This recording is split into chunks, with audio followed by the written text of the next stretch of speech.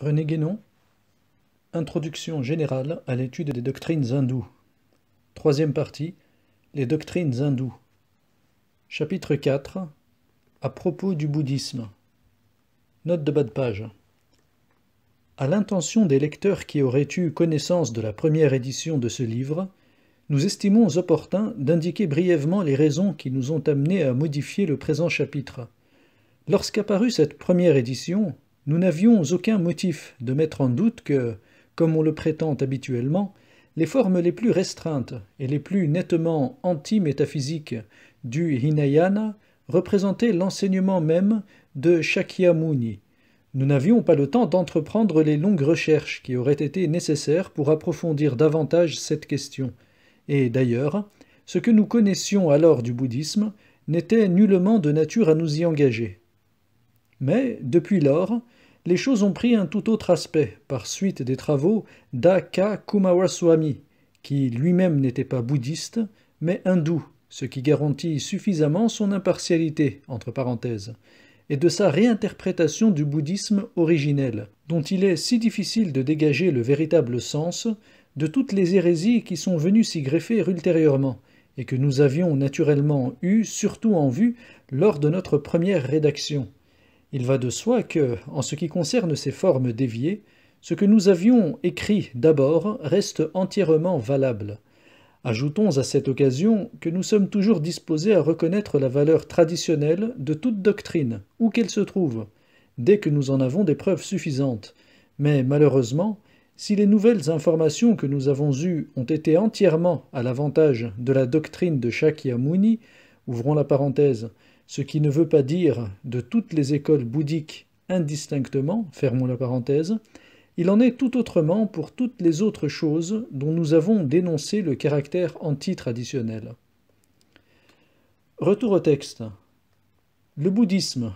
venons-nous de dire, semble plus rapproché, ou plutôt moins éloigné, des conceptions occidentales que les autres doctrines de l'Orient, et par conséquent, plus facile à étudier pour les Occidentaux. C'est sans doute là ce qui explique la prédilection marquée que lui témoignent les orientalistes. Ceux-ci, en effet, pensent trouver là quelque chose qui rentre dans les cadres de leur mentalité, ou qui, du moins, n'y échappe pas complètement. En tout cas, ils ne s'y trouvent pas, comme dans les autres doctrines, gênés par une totale impossibilité de compréhension que, sans se l'avouer à eux-mêmes, ils doivent pourtant sentir plus ou moins confusément. Telle est du moins l'impression qu'ils éprouvent en présence de certaines formes du bouddhisme, car, comme nous le dirons tout à l'heure, il y a bien des distinctions à faire à cet égard, et, tout naturellement, ils veulent voir dans ces formes qui leur sont le plus accessibles le bouddhisme véritable, et en quelque sorte primitif, tandis que les autres n'en seraient, suivant eux, que des altérations plus ou moins tardives. Mais le bouddhisme, quel qu'il soit, et même dans les aspects les plus simplistes, entre guillemets, qu'il ait pu revêtir dans quelques-unes de ses branches, est tout de même encore oriental malgré tout. Aussi, les orientalistes poussent-ils beaucoup trop loin l'assimilation avec les points de vue occidentaux, par exemple quand ils veulent en faire l'équivalent d'une religion au sens européen du mot, ce qui, du reste, les jette parfois dans un singulier embarras.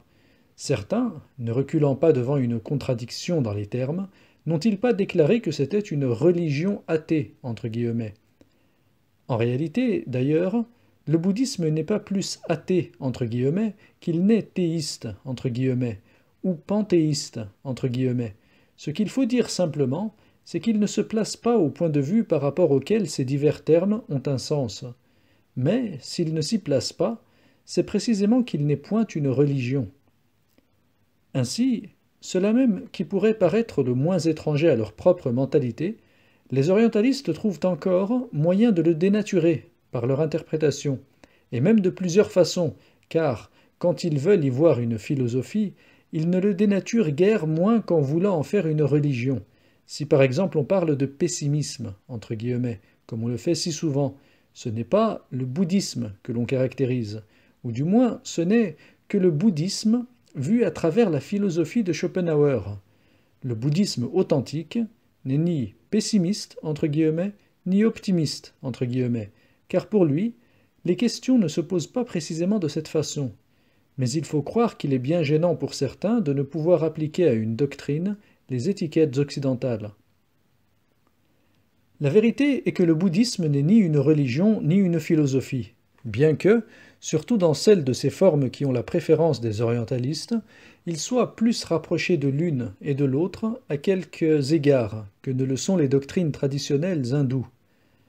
En effet, il s'agit là d'écoles qui, s'étant mises en dehors de la tradition régulière et ayant par là même perdu de vue la métaphysique véritable, devaient inévitablement être amenées à substituer à celle-ci quelque chose qui ressemble au point de vue philosophique dans une certaine mesure, mais dans une certaine mesure seulement. On y trouve même parfois des spéculations qui, si on ne les envisage que superficiellement, peuvent faire penser à la psychologie. Mais évidemment, ce n'est point là proprement de la psychologie, chose toute occidentale et, même en Occident, toute récente, puisqu'elle ne date réellement que de Locke. Il ne faudrait pas attribuer aux bouddhistes une mentalité qui procède tout spécialement du moderne empirisme anglo-saxon. Le rapprochement, pour être légitime, ne doit point aller jusqu'à une assimilation et, semblablement, pour ce qui est de la religion, le bouddhisme ne lui est effectivement comparable que sur un point, important sans doute, mais insuffisant pour faire conclure à une identité de pensée.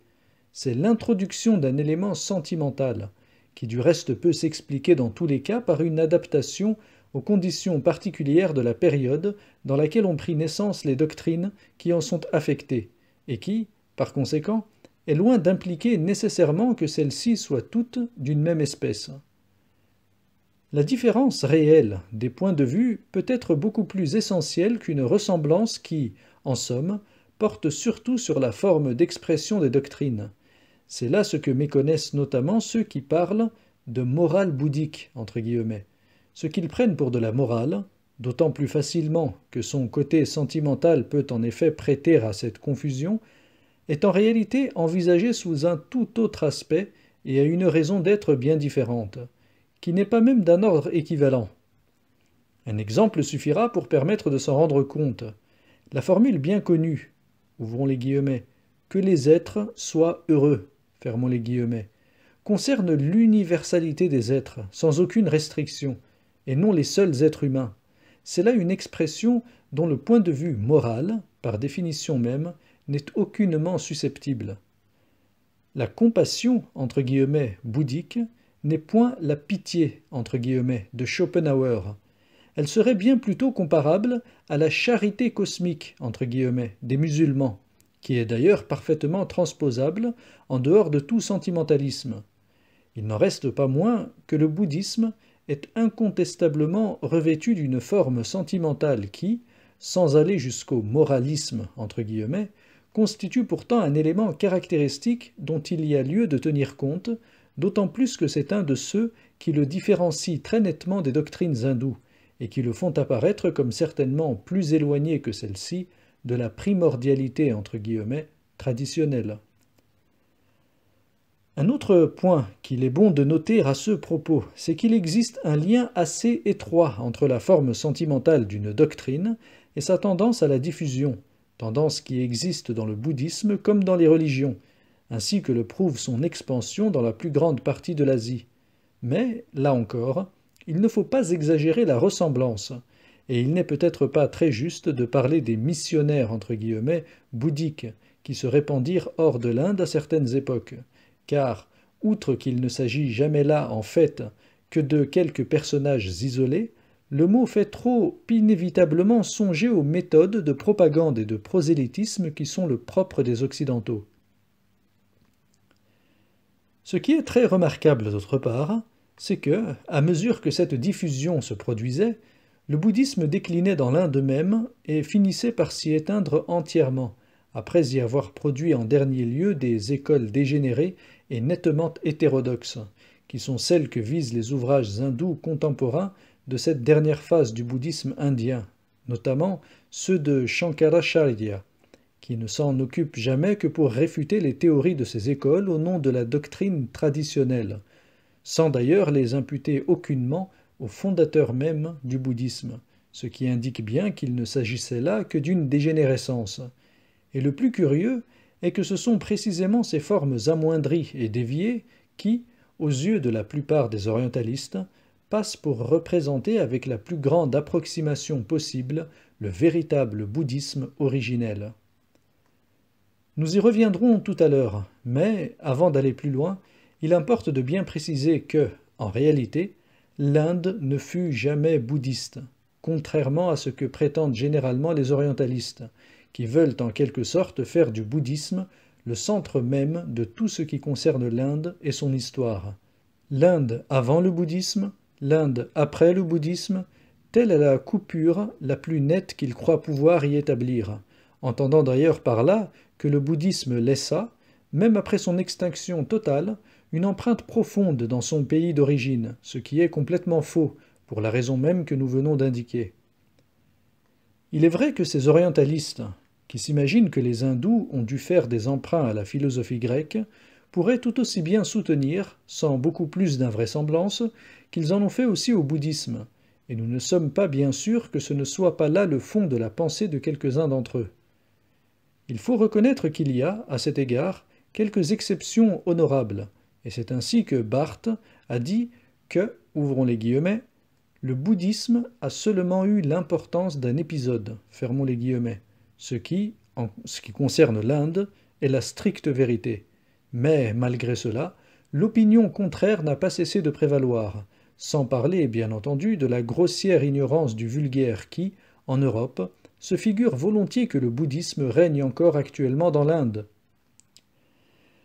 Ce qu'il faudrait dire, c'est seulement que, vers l'époque du roi Ashoka, c'est-à-dire vers le IIIe siècle avant l'ère chrétienne, le bouddhisme eut dans l'Inde une période de grande extension, en même temps qu'il commençait à se répandre hors de l'Inde,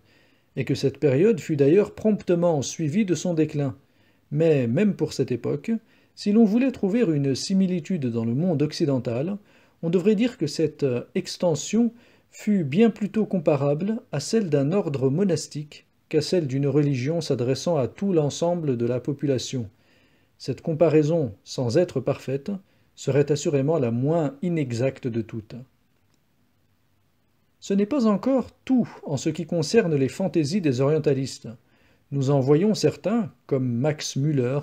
s'efforcer de découvrir, ouvrons les guillemets, les germes du bouddhisme, fermons les guillemets, c'est-à-dire, tout au moins, suivant la façon dont ils le conçoivent, les germes de l'hétérodoxie, jusque dans les Upanishads, qui, faisant partie intégrante du Veda, sont un des fondements essentiels de l'orthodoxie hindoue. Il serait assurément difficile de pousser plus loin l'absurdité et de faire preuve d'une incompréhension plus complète. Note de bas de page. The Upanishads, tome 2, Introduction, pages 26 à 27 et 50 à 52. Retour au texte. Quelque idée qu'on se fasse du bouddhisme, il est pourtant bien facile de comprendre que, né dans un milieu hindou et issu en quelque sorte de l'hindouisme, il devait toujours, même en se détachant de celui-ci, garder quelque chose de commun avec lui, et que ce qu'on trouve de semblable de part et d'autre ne s'explique pas autrement. M. Roussel a sans doute exagéré en sens contraire en insistant sur le manque absolu d'originalité de cette doctrine, mais cette opinion est du moins plus plausible que celle de Max Müller et n'implique en tout cas aucune contradiction, et nous ajouterons qu'elle exprimerait plutôt un éloge qu'une critique pour ceux qui, comme nous, s'en tiennent au point de vue traditionnel, puisque les différences entre les doctrines, pour être légitimes, ne peuvent être qu'une simple affaire d'adaptation, ne portant toujours que sur des formes d'expression plus ou moins extérieures et n'affectant aucunement les principes mêmes. L'introduction de la forme sentimentale elle-même est, dans ce cas, du moins tant qu'elle laisse subsister la métaphysique intacte, au centre de la doctrine. Cela dit, il faudrait maintenant se demander jusqu'à quel point on peut parler du bouddhisme en général, comme on a l'habitude de le faire, sans s'exposer à commettre de multiples confusions. Pour éviter celle-ci, il faudrait au contraire avoir soin de préciser toujours de quel bouddhisme il s'agit, car, en fait, le bouddhisme a compris et comprend encore un grand nombre de branches ou d'écoles différentes, et l'on ne saurait attribuer à toutes indistinctement ce qui n'appartient en propre qu'à l'une ou à l'autre d'entre elles. Ces écoles peuvent, dans leur ensemble, se ranger dans les deux grandes divisions qui portent les noms de Mahayana et de Hinayana, qu'on traduit ordinairement par « grand véhicule » entre guillemets et « petit véhicule » entre guillemets, mais qu'il serait peut-être plus exact et plus clair tout à la fois de rendre par « grande voie » entre guillemets et « petite voie » entre guillemets. Il vaut beaucoup mieux garder ces noms, qui sont ceux qui les désignent authentiquement, que de leur substituer des dénominations comme celles de bouddhisme du Nord, entre guillemets, et bouddhisme du Sud, entre guillemets, qui n'ont qu'une valeur purement géographique, d'ailleurs assez vague, et qui ne caractérisent aucunement les doctrines dont il s'agit. C'est le Mahayana, seul, qui peut être regardé comme représentant vraiment une doctrine complète, y compris le côté proprement métaphysique, qui en constitue la partie supérieure et centrale. Au contraire, le Hinayana apparaît comme une doctrine réduite en quelque sorte à son aspect le plus extérieur et n'allant pas plus loin de ce qui est accessible à la généralité des hommes, ce qui justifie sa dénomination et, naturellement, c'est dans cette branche amoindrie du bouddhisme, dont le bouddhisme de Ceylan est actuellement le représentant le plus typique, que se sont produites les déviations auxquelles nous avons fait allusion plus haut. C'est ici que les orientalistes renversent véritablement les rapports normaux. Ils veulent que les écoles les plus déviées, celles qui poussent le plus loin l'hétérodoxie, soient l'expression la plus authentique du Hinayana, et que le Hinayana lui-même soit proprement le bouddhisme primitif, ou tout au moins sa continuation régulière, à l'exclusion du Mahayana, qui ne serait, suivant eux, que le produit d'une série d'altérations et d'adjonctions plus ou moins tardives. En cela, ils ne font en somme que suivre les tendances anti-traditionnelles de leur propre mentalité, qui les portent naturellement à sympathiser avec tout ce qui est hétérodoxe. Et ils se conforment aussi plus particulièrement à cette fausse conception, à peu près générale chez les Occidentaux modernes, suivant laquelle ce qui est le plus simple, nous dirions volontiers le plus rudimentaire, doit être par là même le plus ancien. Avec de tels préjugés, il ne leur vient même pas à l'idée que ce pourrait bien être tout le contraire qui serait vrai. Dans ces conditions, il est permis de se demander quelle étrange caricature a bien pu être présentée aux Occidentaux comme étant le véritable bouddhisme, tel que son fondateur l'aurait formulé, et l'on ne peut s'empêcher de sourire en pensant que c'est cette caricature qui est devenue un objet d'admiration pour tant d'entre eux et qui les a séduits à tel point qu'il en est qui n'ont pas hésité à proclamer leur adhésion, d'ailleurs toute théorique et idéale entre guillemets, à ce bouddhisme qui se trouve être si extraordinairement conforme à leur tournure d'esprit rationaliste entre guillemets et positiviste entre guillemets. Bien entendu, quand nous disons que le Mahayana devait être inclus dans le bouddhisme dès son origine, cela doit se comprendre de ce que nous pourrions appeler son essence,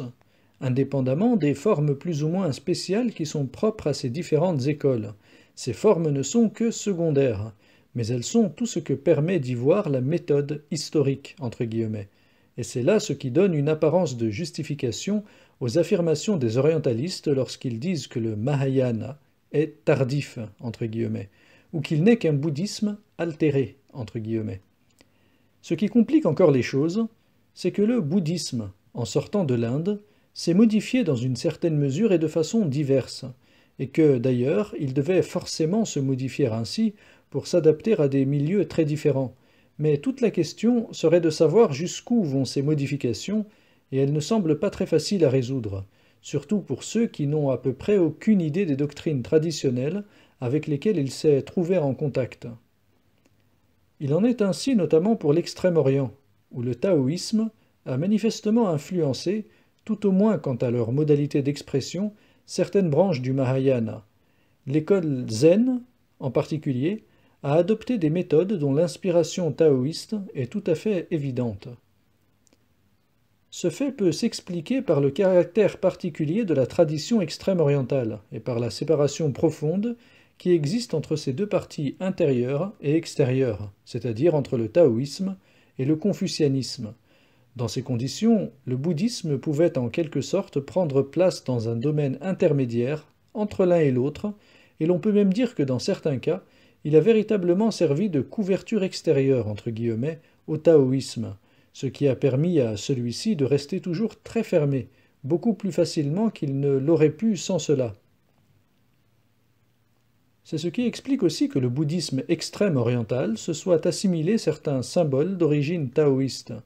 et que, par exemple, il est parfois identifié Kuan Yin à un bodhisattva, ou plus précisément à un aspect féminin d'Avalokiteshvara, en raison de la fonction providentielle entre guillemets qui leur est commune. Et ceci, notons-le en passant, a encore causé une méprise des orientalistes qui, pour la plupart, ne connaissent guère le taoïsme que de nom.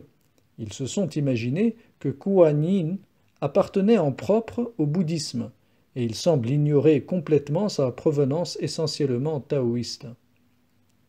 Du reste, c'est assez leur habitude, quand ils se trouvent en présence de quelque chose dont ils ne savent pas déterminer exactement le caractère ou l'origine, de se tirer d'affaire en lui appliquant l'étiquette « bouddhique ». Entre guillemets. C'est là un moyen assez commode de dissimuler leur embarras plus ou moins conscient, et ils y ont recours d'autant plus volontiers que, en vertu du monopole de fait qu'ils sont parvenus à établir à leur profit, ils sont à peu près sûrs que personne ne viendra les contredire. Que peuvent craindre à cet égard des gens qui posent en principe qu'il n'y a de compétences vraies, dans l'ordre d'études dont il s'agit, que celles qui s'acquièrent à leur école? Il va sans dire, du reste, que tout ce qu'ils déclarent ainsi bouddhique, entre guillemets, au gré de leur fantaisie, aussi bien que ce qu'il l'est réellement, n'est en tout cas pour eux que du bouddhisme altéré, entre guillemets. Dans un manuel d'histoire des religions, que nous avons déjà mentionné et où le chapitre relatif à la Chine témoigne d'ailleurs dans son ensemble d'une incompréhension fort regrettable, on déclare que, ouvrons les guillemets, du bouddhisme primitif, il ne reste plus trace en Chine, fermons les guillemets, et que les doctrines qui existent actuellement, ouvrons les guillemets, n'ont de bouddhisme que le nom, fermons les guillemets. Si l'on entend par bouddhisme primitif, entre guillemets, ce que les orientalistes présentent comme tel, cela est tout à fait exact. Mais il faudrait tout d'abord savoir si l'on doit accepter la conception qu'ils s'en font, ou si ce n'est plutôt celle-ci qui, au contraire, ne représente effectivement qu'un bouddhisme dégénéré. Note de bas de page. Christus, chapitre 4, page 187. Retour au texte. La question des rapports du bouddhisme avec le taoïsme est encore relativement facile à élucider, à la condition, bien entendu, de savoir ce qu'est le taoïsme. Mais il faut reconnaître qu'il en est de plus complexe. C'est surtout le cas lorsqu'il s'agit non plus d'éléments appartenant à des traditions étrangères à l'Inde, mais bien d'éléments hindous, au sujet desquels il peut être difficile de dire s'ils ont toujours été plus ou moins étroitement associés au bouddhisme, du fait même de l'origine indienne de celui-ci, ou s'ils ne se sont intégrés qu'après coup à certaines de ses formes. Il en est ainsi, par exemple, pour les éléments shivaïstes qui tiennent une si grande place dans le bouddhisme tibétain, désignés communément sous le nom assez peu correct de lamaïsme, entre guillemets. Cela n'est d'ailleurs pas exclusivement particulier au Tibet, car on rencontre aussi à Java un Shiva-Bouddha, qui témoigne d'une semblable association poussée aussi loin qu'il est possible. En fait, la solution de cette question pourrait se trouver dans l'étude des relations du bouddhisme, même originel, avec le tantrisme, mais ce dernier est si mal connu en Occident qu'il serait à peu près inutile d'en parler sans entrer dans de trop longues considérations qui ne sauraient trouver place ici. Aussi, nous bornerons-nous à cette simple indication, pour la même raison qui nous a déterminés à ne faire qu'une brève mention de la civilisation tibétaine, en dépit de son importance, lorsque nous avons énuméré les grandes divisions de l'Orient. Maintenant, il nous reste encore un dernier point à traiter, au moins sommairement. Pourquoi le bouddhisme s'est-il tellement répandu hors de son pays d'origine, et y a-t-il eu un si grand succès, alors que, dans ce pays même, il a dégénéré assez rapidement et a fini par s'éteindre? Et n'est-ce pas précisément dans cette diffusion, au dehors, que résiderait la véritable raison d'être du bouddhisme lui-même? Ce que nous voulons dire, c'est que le bouddhisme apparaît comme ayant été réellement destiné à des peuples non indiens. Il fallait cependant qu'il prît son origine de l'hindouisme même, afin qu'il en reçût les éléments qui devaient être transmis ailleurs après une adaptation nécessaire. Mais cette tâche étant accomplie, il était en somme normal qu'il disparût de l'Inde, où il n'avait pas sa vraie place. On pourrait, à cet égard, faire assez justement une comparaison entre la situation du bouddhisme par rapport à l'hindouisme et celle du christianisme par rapport au judaïsme, à la condition, bien entendu, de tenir toujours compte des différences de point de vue sur lesquelles nous avons insisté. En tout cas, cette considération est la seule qui permette de reconnaître au bouddhisme, sans commettre d'illogisme, le caractère de doctrine traditionnelle qu'il est impossible de refuser tout au moins au Mahayana,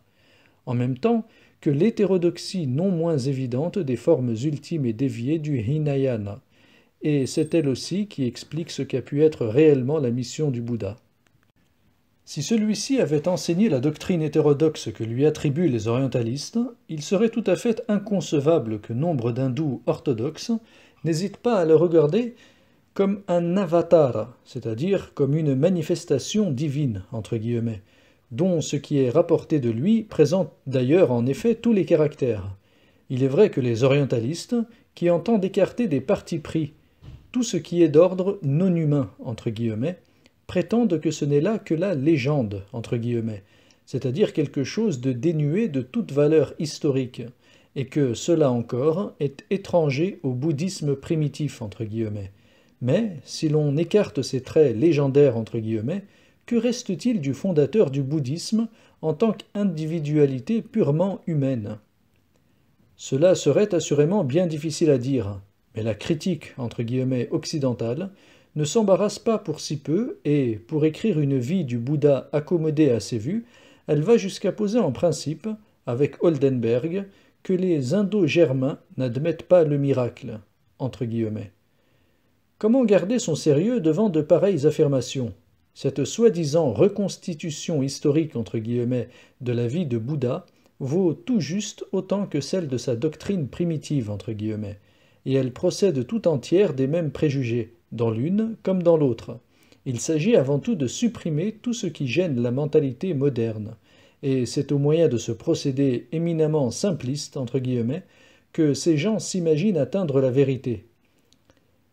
Nous n'en dirons pas davantage là-dessus, puisque ce n'est pas le bouddhisme que nous nous proposons d'étudier ici, et qu'il nous suffisait en somme de le situer, entre guillemets, d'une part, par rapport aux doctrines hindoues, et d'autre part, par rapport aux points de vue occidentaux auxquels on cherche à l'assimiler plus ou moins indûment. Nous pouvons donc, après cette digression, revenir aux conceptions proprement hindoues, mais nous ne le ferons pas sans formuler encore une dernière réflexion qui pourra servir en quelque sorte de conclusion à tout ce qui vient d'être dit. Si les orientalistes, qui se sont pour ainsi dire spécialisés entre guillemets dans le bouddhisme, commettent à son sujet tant de graves erreurs, que peut bien valoir ce qu'ils disent des autres doctrines, qui n'ont jamais été pour eux qu'un objet d'étude secondaire et presque accidentel, entre guillemets, par rapport à celui-là?